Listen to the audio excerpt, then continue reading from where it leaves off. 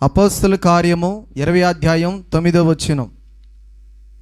అప్పుడు అతుకు అనునొక యవనస్తుడు కిటికీలో కూర్చుండి గాఢ నిద్రపోయి పౌలు చాలాసేపు ప్రసంగించుచుండగా నిద్రభారము వలన జొరిగి 3వ అంతస్తు నుండి కిందపడి చనిపోయిన వాడై ఎత్తబడెను. ఆమేన్, హల్లెలూయా. అతుకు ఎవరు? దేవుడిని ఎరగినవాడు కాదు, రక్షణ లేనివాడు కాదు, బాప్తిసము లేనివాడు కాదు, క్రీస్తుని ఎరగలేనటువంటి వాడు కూడా కాదు. అతుకు ఎవరంటే విశ్వాసము గలవాడు, మారు మనసు గలవాడు, దేవుని పట్ల పరిపూర్ణమైన విశ్వాసము కలిగి జీవిస్తున్నటువంటి వాడు. ఇంకా చెప్పాలంటే పౌలు ప్రసంగం అంటే అతుకికి చాలా ఇష్టం. పౌలు ప్రసంగం చాలా కఠినంగా ఉంటుంది, చాలా ఘాటుగా ఉంటుంది. పౌలు యథార్థమైన బోధ చేస్తాడు. పౌలు ప్రసంగం అంటే పౌలు ఎక్కడ కూటమి ఏర్పరిచినా, పౌలు ఎక్కడ సువార్తను ప్రారంభించినా, పౌలు ఏ ఇంట్లో వాక్యం చెప్తున్నా, పౌలు ఏ మందిరంలో ప్రసంగిస్తున్నా, పౌలును అనుసరిస్తున్నటువంటి వాడే అతుకు. ఎంత దూరమైన వెళ్ళి పౌలు యొక్క వాక్యాన్ని వింటాడు అతుకు. హల్లెలూయా. నిద్రభారము వలన జొరిగి 3వ అంతస్తు నుండి కిందపడి చనిపోయిన వాడై ఎత్తబడెను అన్నది వాక్యం. పౌలు 3వ అంతస్తులో ప్రార్థన కూటాన్ని ఏర్పాటు చేసి 3వ అంతస్తులో ఆయన వాక్యం చెప్తూ అక్కడికి వెళ్ళాడు. ప్రార్థనకేమి వెళ్ళాడు. కూర్చునే విధానం ఎలా ఉందంటే, అందరూ కింద కూర్చొని ఉంటే, అందరూ పౌలుకి సమీపంగా ఉంటే, అందరూ చేపలో లేకపోతే పీటలో లేకపోతే పట్టలో ఏదైనా వేసుకొని అందరూ నార్మల్గా కూర్చొని ఉంటే, ఈ అతుకు అనే వ్యక్తి ఆడ కూర్చోన్నాడు, కిటికీలో కూర్చొని ఉన్నాడు. అప్పుడులో ఉన్నటువంటి కిటికీలకి గ్రిల్స్, డోర్లు లేవు, క్లాతులు ఉండేటి. ఏముండేటి? క్లాతులు ఉండేటి. ఇప్పుడు గాలి రావాలంటే ఏం చేసేది? అప్పట్లో ఆ క్లాతులు చుట్టు పెట్టి కట్టేసేయాల, లేదంటే తీసి పెట్టేవాళ్ళు. ఈరోజు మనం డోర్లు వేస్తున్నట్టుగా తీస్తున్నట్టుగా. ఆ ప్రార్థనా కూటంలో ఈ అతుకు ఆ కిటికీలో కూర్చొని ఎట్లా కూర్చున్నాడంటే, అటొక కాలు ఇటొక కాలు, అటొక చెయ్య ఇటొక చెయ్య కూర్చొని మొత్తం మీద అటు కూర్చున్నాడంటే ఒక గుర్రం మీద కూర్చున్నట్లుగా కూర్చున్నాడు. కూర్చొని పౌలు వాక్యం చెప్తా ఉంటే రోజుసేపేమో పౌలు శైలి చూస్తాడు. రోడ్లో వాళ్ళు వీళ్ళు అరుచుకుంటా ఉంటే రోజుసేపేమో వాళ్ళ శైలి చూస్తాడు. ఒక చెవేమో పౌలు ప్రసంగాన్ని వింటున్నాడు, ఒక చెవితే ఏమో లోకములో ఏం అరుపులు వినబడుతున్నాయా, ఎవరిని అరుచుకుంటున్నారా, ఎవరెవరిని తిట్టుకుంటున్నారా, ఎవరెవరో కేకలు పెడుతున్నారా, ఈ విషయాలన్నీ ఒక చెవితో వింటున్నాడు. ఒక కంటితో ఏమో పౌలును చూస్తున్నాడు, ఒక కంటితో ఏమో ఆ లోకములో జరిగే కార్యకలాపాలన్నీ చూస్తూ ఉన్నాడు. ఇందువలన పౌలు చాలాసేపు వాక్యం చెప్తా ఉన్నాడు, చాలాసేపు ప్రసంగిస్తూ ఉన్నాడు. ఇందువలన ఆయనకి ఏం కలిగిందంటే నిద్ర భారం కలిగి తూగుతో తూగి తూగి తూగి తూగి ఇటు పడిపోయాడు. బయటికి పడిపోయాడు. 3వ అంతస్తు నుండి కింద పడితే ఏంది పరిస్థితి? 3వ అంతస్తు నుండి జారి కింద వచ్చి దబ్బా మాట్లాడు కింద. ఆమేన్, హల్లెలూయా. చచ్చిన వాడయ్యాడు. చనిపోతే మళ్ళా పౌలు యొక్క ప్రసంగానికి మచ్చగలుగుతుందని ఏమో దేవుడు మరలా అతన్ని స్వస్థపరిచి బ్రతికించాడు. లేకపోతే ఇంకక్కడికి పాతి పెట్టాల్సిందే ఇంకా అతన్ని. హల్లెలూయా. కాబట్టి దేవుని యొక్క సన్నిధికి వచ్చినప్పుడు, దేవుని యొక్క మందిరంలోనికి వచ్చినప్పుడు నీ మనసు, నీ ఆలోచనలు, నీ తలంపులు, నీ చూపులు, ఇక అంతరాత్మ అంతా కూడా దేవుని వాక్యం మీద గుష్టుంచాలి. ఈరోజు కూడా చాలామంది ప్రార్థనలకు వస్తారు కానీ నార్మల్గా కూర్చోరు. కుర్చీలు, మెట్ల మీద, గోడల మీద, శంపల మీద, గోడ రాళ్ళు మీద కూర్చునేదను ఇంకా తోగుతా ఉంటారు.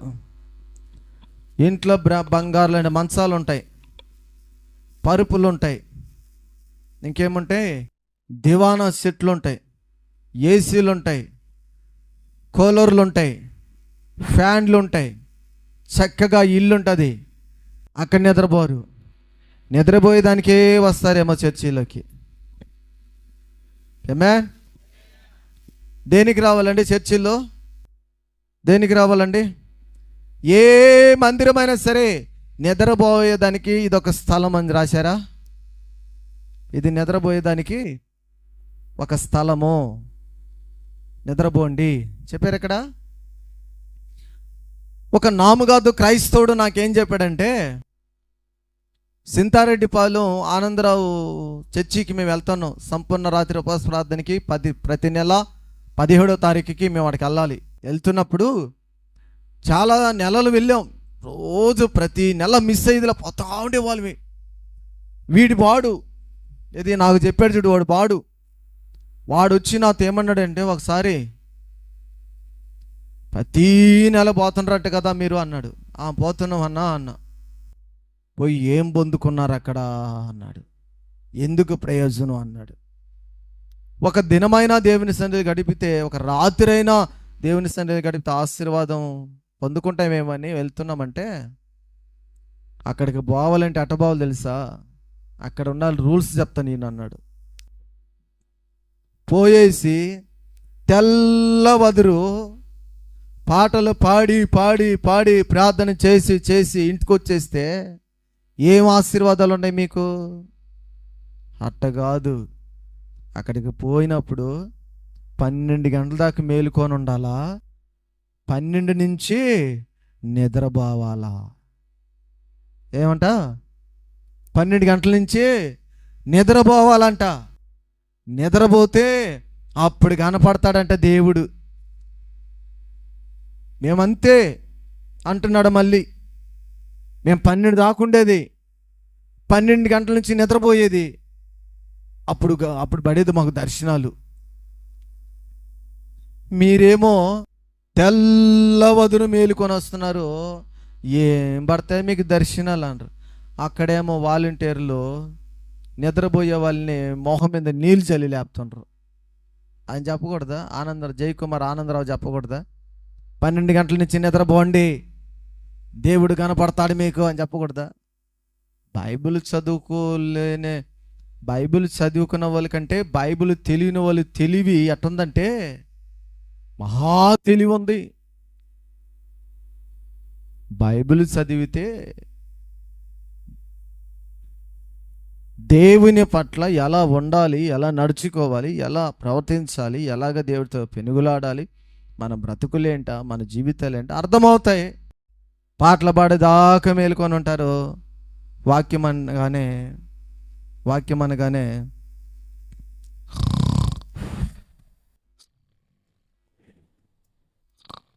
అంటాడు అబ్బా. నిద్రపోయేదానికి వచ్చింది మందిరంలోకి. వచ్చేటప్పుడు ఒక దుండు, ఒక మంచం తెచ్చుకోకపోయేవా? అయితే ఈరోజు మనం గమనించినట్లయితే చాలాసేపు ప్రసంగిస్తూ ఉంటే ఈరోజు చాలామంది కూడా అట్లాగే ఉంటా ఉన్నారు. ఆయన అతుకు చనిపోయిన వాడిగా ఉన్నాడు, నువ్వైతే ఆత్మలో చచ్చిన వాడిగా మారిపోతావు. మరి అంతే కదా. దేవుని వాక్యముని వినకపోతే నీలో జీవం ఎక్కడున్నది? దేవుని మాట వినకపోతే నీలో ప్రాణం ఎక్కడున్నది? దేవుని మాటని నువ్వు నీ మనసులో ఉంచుకోకపోతే నీలో జీవమేడనది? నువ్వు మృతుడివే కదా. దేవుని వాక్యం అంటే ఏంటి? దేవుడు యోహాను సువార్తలో ఆ మాట రాయబడింది. యోహాను సువార్త మొదటగా ఆదియందు దేవుడుండెను, దేవుడు వాక్యమై ఉండెను. ఆ వాక్యముని వినుకుంటా, ఆ వాక్యమును నువ్వు హృదయంలో భద్రపరచుకుంటా, ఆ వాక్యమును నీ అంతరాత్మలో దాన్ని ఉంచుకొనుకోకుండా, సేవకుడు వాక్యం చెప్తున్నప్పుడు, సేవకుడు ప్రసంగిస్తున్నప్పుడు, సేవకుడు బోధిస్తున్నప్పుడు ఆ వాక్యమే వినుకుంటా నువ్వు నిద్రపోతున్నావంటే నీలో దేవుని ఆత్మ ఎక్కడున్నది? నీలో దేవుని యొక్క ప్రాణం ఎక్కడున్నది? పిల్లరా, కీర్తన గ్రంథము 84వ అధ్యాయం 10వ వచనం చక్కగా చెప్తున్నాడు ఆయన, నీ ఆవరణములో ఒక దినము గడుపుట 1000 దినముల కంటే శ్రేష్టము, భక్తిహీనుల గుడారములో నివసించుట కంటే నా దేవుని మందిరము ద్వారమునొద్ద నుండుట నాకు ఇష్టము అంటున్నాడు. కానీ భక్తిహీనుల గుడారాలలో ఉంటాం, కానీ దేవుని యొక్క గుడారములో ఉండడానికి మన ఇష్టపడం. ఒక్క దినము నువ్వు దేవుని సన్నిధిలో గడుపుట 1000 దినముల యొక్క స్వాస్థ్యమై ఉన్నది అని వాక్యం చెప్తా ఉన్నది. ఎన్ని గంటలు ఉంటామండి మన దేవుని మందిరంలో? ఎన్ని గంటలు ఉంటాం? 10 గంటలకు వస్తారా? రారు. మీరు వచ్చే టైంలో మీకే తెలుసు. దేవుడు ఇచ్చిన టైంకి వస్తారా? రారు. దేవుడు పెట్టిన టైం ఎవరు పాటించరు, కానీ మీరే పెట్టుకుంటారు టైం. ఈ టయానికి వెళ్దాము. సరే, మీరు పెట్టుకున్న టయానికి వచ్చారు కదా, మీరు అనుకున్న టయానికి వచ్చారు కదా, మరి మేలుకోండాలి కదా. అట్టా మేలుకోకపోయి అట్టా వాక్యం వినకపోతా ఉంటాయి. చాలామంది చెప్తాను చూడండి, వాక్యం చాలాసేపు పోతా ఉంది ఆ మందిరంలో. పనికి మళ్ళీ మాటలైతే ఎంతసేపు అయినా వింటాం. ముసలమ్మ ముచ్చట్లయితే చాలాసేపు వింటాం. అందుకనే కుటుంబాలు తెల్లారుతూ ఉండదు, అందుకనే కుటుంబాలు రోడ్ల మీద పడుతూ ఉండదు, అందుకనే కుటుంబాలలో శాపాలు, దరిద్రత. దేవుని మాటను నువ్వు వింటే, దేవుని మాట నీకు ఆశీర్వాదకరంగా ఉంటుంది. నీ బ్రతుకును ఎలా తీర్చిదిద్దుకోవాలో, నువ్వు ఎలా నడవాలో, నీ బిడ్డల్ని ఎలా నడిపించుకోవాలో, నీ భర్తని ఎలా చూసుకోవాలో, నీ కుటుంబాన్ని ఎలా చక్కదిద్దుకోవాలో, నీ బ్రతుకేంటి, నీ జీవితం ఏంటి, నీ నడకేంటి, పడకేంటి, ఇవన్నీ కూడా దేవుని వాక్యాన్ని నువ్వు వింటే నీకు అర్థమవుతాయి. దేవుని యొక్క మాటలను వినకుండా భక్తిహీని గుడారములో కూర్చున్నామంటే వారు చెప్పే మాటలు చాలా అసహ్యంగా ఉంటాయి. చూడండి, కీర్తన గ్రంథము మొదటిగా మనం చూస్తే, దుష్టుల ఆలోచన చొప్పున నడవక, పాపుల మార్గమున నిలవక, అపవాసికులు కూర్చుండే చోటున కూర్చుండక, యెహోవా ధర్మశాస్త్రమునందు ఆనందించేవాడు, దివారాత్రము దాన్ని దానించేవాడు ధన్యుడు. అతడు నీటి కాలువల యర్థాను నాటబడినదై ఆకువాడక తన కాలమందు ఫలమునిచ్చు చెట్టు వలె నుండును. అతడు చేయనదంతయు సఫలమగును. దుష్టులు అలాగున నుండక చెదరగొట్టు పొట్టువలే ఉందురు. హల్లెలూయా. అసలు వాళ్ళ జోలికి వెళ్ళడానికంటే దేవుని యొక్క మందిరం ఆవరణం బయట కూర్చొని ఉండడం బెస్ట్. దేవుని యొక్క ఆవరణము బయట కూర్చొని ఉండడమే మంచిది. వాళ్ళ జోలికి వెళ్ళి వారి మాటలు విని వచ్చి నీ కుటుంబాన్ని నీ చేతులారా నాశనం చేసుకున్న దానికంటే కూడా నువ్వు ఒంటరిగా వచ్చి దేవుని యొక్క సన్నిధి ఆవరణం యొక్క బయట కూర్చొని ఉండటం చాలా మంచిది. లేనిపోయిన ఆలోచనలు, లేనిపోయిన తలంపులు, లేనిపోయినటువంటి ఉద్దేశాలు రేపేస్తారు. ఈ కుటుంబంలో సమాధానం ఉండదు. ఇంకా నీ ఇంట్లో కూర్చొని, నీ పెరట్లో కూర్చొని, నీ ఇంట్లో పంచలో కూర్చొని, నీ మేడగది మీద కూర్చొని, నీ యొక్క ఆవరణంలో కూర్చొని, నువ్వు ఎక్కడున్నా సరే కూర్చొని బైబిల్ చదువుకో, గంటలు ప్రార్థన చేసుకో, గంటలు పాటలు పాడుకో. అది నీకు మంచిది, అది నీకు ఆశీర్వాదకరమైనది. ఎప్పుడైతే వారి జోలికి వెళతావో అప్పుడే నీ కుటుంబానికి కీడు. ప్రార్థన చేసుకోలేవు నువ్వు. వారి మాటలు, వారి చేష్టలు ఎట్లా ఉంటాయంటే నీ ప్రార్థన అనుభవ జీవితాన్ని తుంచేస్తాయి. కఠినమైపోద్ది నీ హృదయం, కఠినంగా మారిపోద్ది నీ హృదయం. చాలామంది అంటారు వాక్యం అంటే గో గుప్తంగా చెప్పాలా. ఎక్కడ చెప్పాలా? గుప్తంగా చెప్పుకుందాం వాక్యం. మాస్టర్ గారండి గుప్తంగా వండాల కూర, చేపల కూర ఇది గుప్తంగా వండేదానికి. ఏమే కొంచెం పలసంగా వండితే చేపల కూర వండుకోవయ్యా గుప్తంగా. కోడికూర పెట్టుకో గట్టిగా. వాక్యం ఏంది? గుప్తంగా. గుప్తంగా అంటే గుప్తంగా వాక్యం చెప్పుకుందాం. పలానా పాస్టర్కి సమయం ఇస్తున్నాం, గుప్తంగా చెప్తాడని. ఏందది? మన పరిచర్యలో గుప్తంగా అనే మాటే లేదు. ఉందా? లేదు. గుప్తంగా అంట, గుప్తంగా. కూర్చున్న వాళ్ళు కూడా ఆ పాస్టర్ అంతే చాలాసేపు చెప్తా ఉంటాడు వాక్యం, గుప్తంగా చెప్పడు. నువ్వు మరి గుప్తంగా దీన్ని చేపల కూర గుప్తంగా అంటే ఎంత? గుప్తంగా తింటా సావిరంగా అటొక కాలు ఇటొక కాలు జాపి గిన్నెని మధ్యలోకి లాగితే అటొక దెబ్బ ఇటొక దెబ్బ గిన్నెని అంతే తినడం తప్పుగా. దేవుని జీవాహారం కూడా దానికి మించి తినాలా. శరీర ఆహారం కూడా తినాలా. తినగలిగిందేదో మొత్తం సమృద్ధిగా తినాలా. ప్రైజ్ ది లార్డ్, హల్లెలూయా. లేవు, ఎందుకంటే మనది ఆ తీర్మానం కాదు. అందుకని దేవుడు మనకి ఏమి ఇచ్చాడంటే సమస్తమును సమకూర్చాడు మన కోసం. Praise the Lord. దేవుడితో సమయం గడిపితే నీకు నాకు మంచిది, చాలా మంచిది. లాస్ట్ ఫైనల్గా మత్తయి సువార్త చదవండి, క్లోజ్ చేసుకుందాం. మత్తయి సువార్త 6వ అధ్యాయం 24వ వచనం. ఎవడును ఇద్దరు యజమానులకు దాసులుగా నుండనేరాడు. అతడు ఒకరిని దేశించి ఒకరిని ప్రేమించును, లేదా ఒకరిని పక్షముగా నుండి ఒకరిని తొనికరించును. మీరు దేవునికిని స్త్రీకిని దాసులుగా నుండనేరారు. Praise the lord. అంటే మీరు అనుకుంటారేమో ఇద్దరు యజమానులు కానని మీరు అనుకుంటారేమో, కాదు. కానీ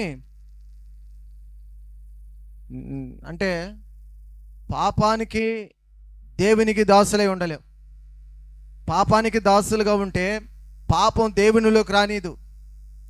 దేవునికి దాసులుగా ఉంటే దేవుడు పాపానికి దాసము పోనీయుడు.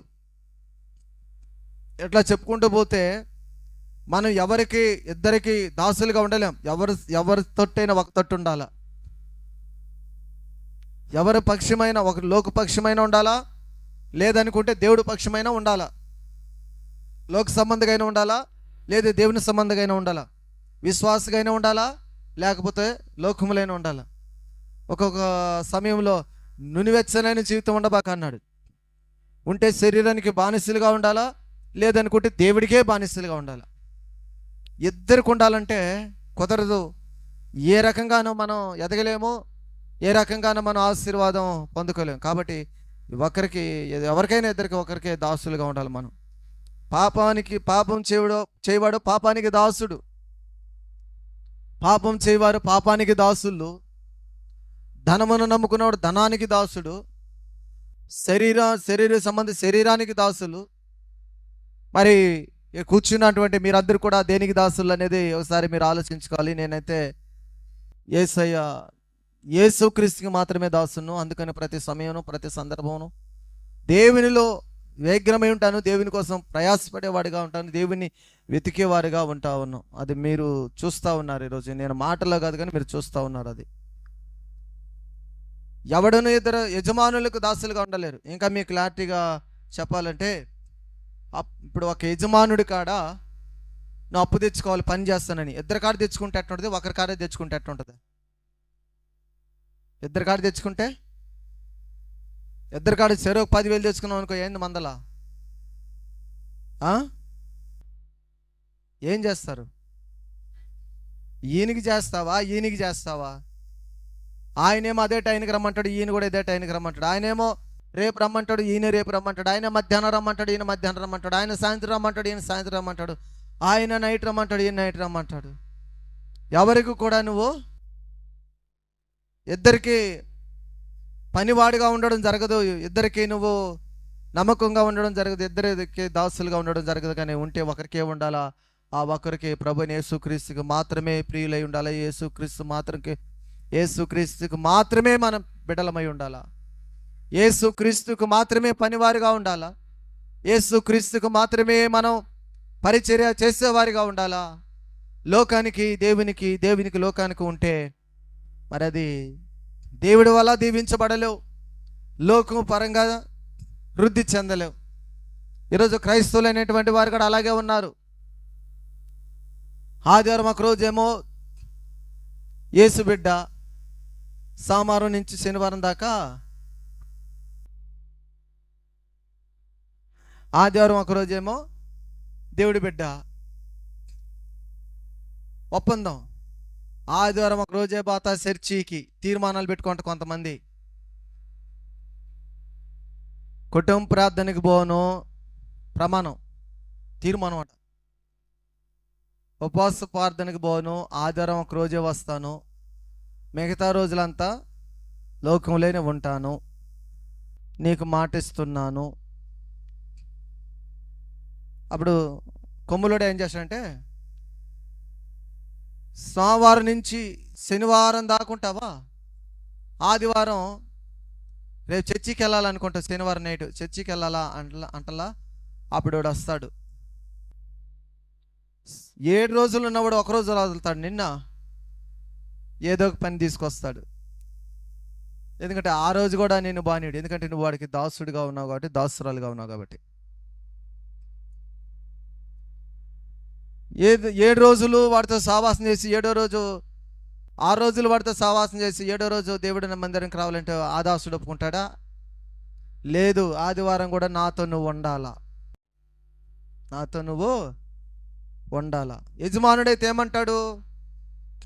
ఆదివారం కూడా పని చేయాలా అని అంటాడు.